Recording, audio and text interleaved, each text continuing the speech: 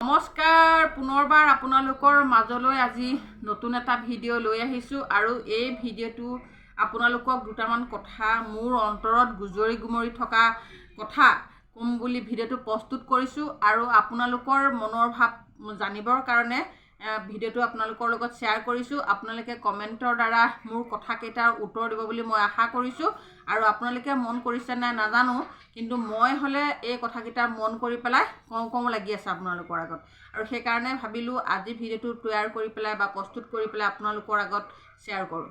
এতিয়া কথা হ'ল, আপোনালোকে দেখিছিলে আজি দুদিনমানৰ আগত বিধানসভাৰ অধিৱেশন হৈছিলে বা বিধানসভাৰ বাজেট দাখিল হৈছিলে।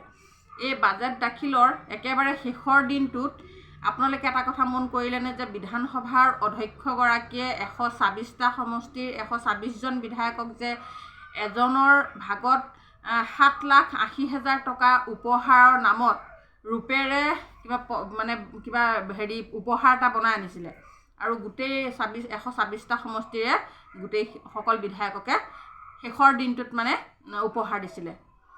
সেই দিনটোতে মই নিউজটো চাইছিলোঁ, চাই পেলাই মোৰ মনত ভাৱ হৈছিলে, কিন্তু কথাটো মই বিতৰ্ক বা এনেকুৱা ধৰণৰ কথা কৰিবলৈ যোৱা নাই। মোৰ মনত গুজৰি গুমৰি থকা কেইটাহে কথা ক'বলৈ ওলাইছোঁ। মোৰ মনত ভাৱ হৈছিলে 126জন বিধায়ক বুলি ক'লে সঁচাকৈ এজন বিধায়কৰ দৰমহা মাহেকত লাখ টকাৰ ওপৰত পায় আৰু লাখ টকাৰ ওপৰত পোৱা বিধায়কসকলে কেতিয়াও আৰু চৰকাৰী সা সুবিধাসমূহ লগত আছেই, নহয়নে বাৰু? কিন্তু আমি অংগনবাদী কৰ্মী হওক, ৰান্ধনী হওক, আশাকৰ্মী হওক, সহায়িকাসকল হওক, এইসকলে বাৰু 100 টকা বা 10 টকা বা 50 টকা বা 500 টকাৰ কাৰণে সদায় চিন্তাত দুবেলা দুসাঁজ খাই দিনক ৰাতি কৰি ৰাতিক দিন কৰি চিন্তাত মগ্ন হৈ ল'ৰা ছোৱালীকেইটাক কেনেকৈ পঢ়ুৱাম, ল'ৰা ছোৱালীকেইটাক কেনেকৈ বিহু আহিলে এসাঁজ কাপোৰ দিম, এই কথাটোকে চিন্তা কৰি পেলাই আমি জীৱন যাপন কৰা নাইনে বাৰু? কিন্তু মই বিধানসভাত এটা আচৰিত কথা দেখি মনত ভাৱ হ'ল, হে প্ৰভু, যাৰ টকা আছে আচলতে তাৰহে সন্মান আছে, গম পাইছেনে? মোক সেই কথাটো মনলৈ বাৰে বাৰে আহি আছে আৰু মই আপোনালোকৰ আগত প্ৰকাশ কৰিছোঁ। কাৰণ তেওঁলোকে যিসকলে মন্ত্ৰীয়ে 1.5 লাখৰ ওচৰত দৰমহা পায় আৰু বিধায়কসকলে 1 লাখৰ ওপৰত পায়, গতিকে সেইসকলক আকৌ 7,80,000 টকাৰ উপহাৰ দিয়াৰ কিবা অৰ্থ আছেনে বাৰু? কাৰণ সেই টকাটোতো আমাৰ দুখীয়া দৰিদ্ৰৰ টকাই নহয় জানো? আমাৰ এই যি বস্তু সামগ্ৰীৰ দাম, সামগ্ৰীৰ মূল্য বৃদ্ধি, এইবিলাকৰ পৰাইতো সেই টকাটো গৈছে। গতিকে আমি সাধাৰণ ইমান দুখীয়া ঘৰৰ মহিলাসকলে 1,000 টকা, 1,500 টকা, এই ৰান্ধনীসকলৰ যি পাৰিতোষিক সেইসকলৰ কথা কৈছোঁ, আশাসকলৰ যি পাৰিতোষিক সেয়া কথা কৈছোঁ, লগতে আমাৰ সহায়িকাসকল, আমি 1,000 টকাৰ কাৰণে আমি কান্দি কান্দি গোটেই প্ৰতিবাদ কৰি লাষ্টত 1,500 টকা এটা পালোঁ বাৰু, সেইটো মুখ্যমন্ত্ৰীক ধন্যবাদ জনাইছোঁ। তথাপিতো আমাৰ সেই 1,500 টকাতে আমিতো সন্তুষ্ট হোৱা নাছিলোঁ বা বৰ্তমানো হোৱা নাই। কিন্তু 126টা সমষ্টিৰ এই যে কিমান কোটি টকা, প্ৰত্যেকগৰাকী বিধায়কৰ নামত 7,80,000 টকাকৈ খৰচ নকৰি যদি আমাৰ এই দুখীয়া মহিলাসকলক, আমাক যি মুখ্যমন্ত্ৰী মহোদয়ে আমাৰ সন্তান শিক্ষিত হ'বৰ কাৰণে বা সাহাৰ্য এটা আমাক আগবঢ়াম বুলি কৈছিলে, সেই সাহাৰ্যটো যদি আমাক সেইফালৰ পইচাটোৱে যদি মেনেজ কৰি দিলেহেঁতেন বাৰু, আপোনালোকে বাৰু বেয়া পালেহেঁতেন নে বাৰু? বা আমি হ'লেও কিমান আনন্দিত হ'লোহেঁতেন, নহয়নে বাৰু? গতিকে যাৰ ধন আছে তাৰহে বৰ্তমান সময়ত মূল্য আছে। এতিয়া গম পালোঁ যে ধনীৰহে ধন, আচলতে বৰ্তমান সময়ত যে ধনীৰহে ধন। গতিকে ইমান কোটি টকা খৰচ নকৰি যিসকলৰ আছে, ঠিকে আছে, তেওঁ কিবা এটা উপহাৰ দিব বিচাৰিছে, উপহাৰ দিয়াত আমি আপত্তি কৰা নাই, উপহাৰ দিয়ক।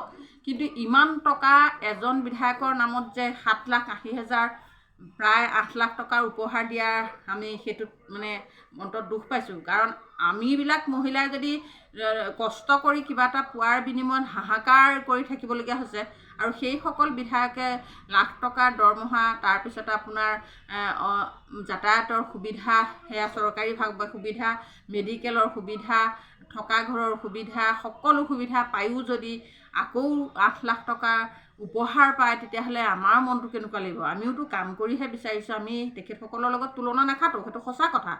আমি তেখেতসকলৰ লগত তুলনা কৰিবলৈ যোৱা নাই, কিন্তু এই টকাখিনি যে আমাৰ মনৰ মানে দুখ থাকি পেলাই তেওঁলোক জানো লালসাত মানে জীৱন যাপন কৰি বহুত যোগী ভোগী মানে কি বিলাসী জীৱন কটাই কিবা শান্তি পাইছে বুলি আমি ভবা নাই। কিন্তু কাৰণ দুখীয়াৰ দুখ বুজি চৰকাৰখনে আচল সিদ্ধান্তটো লোৱাটোহে আমাৰ কাৰণে সৌভাগ্য বুলি ভাবোঁ। কাৰণ তেওঁলোকে বিলাসী জীৱন যাপন কৰিয়ে আছে, কিন্তু এই দুখীয়া মহিলাসকলকো অকণমান যদি চকু মেলি চালেহেঁতেন, আমাৰ ল'ৰা ছোৱালীৰ কথাও যদি অকণমান চিন্তা কৰিলেহেঁতেন, আমাৰ পঢ়া শুনাৰ ল'ৰা ছোৱালীয়ে উচ্চ শিক্ষা লৈ পেলাই কিবা এটা কৰিলে আমাৰে ভৱিষ্যতটো আমাকেই মাক দেউতাকে বা পৰিয়ালটোক চোৱা চিতা কৰিব, সেইটো কাৰণে যদি পঢ়িবলৈ পইচা কেইটামান দি সুবিধা কৰি দিলেহেঁতেন আমি নথৈ সুখী হ'লোহেঁতেন।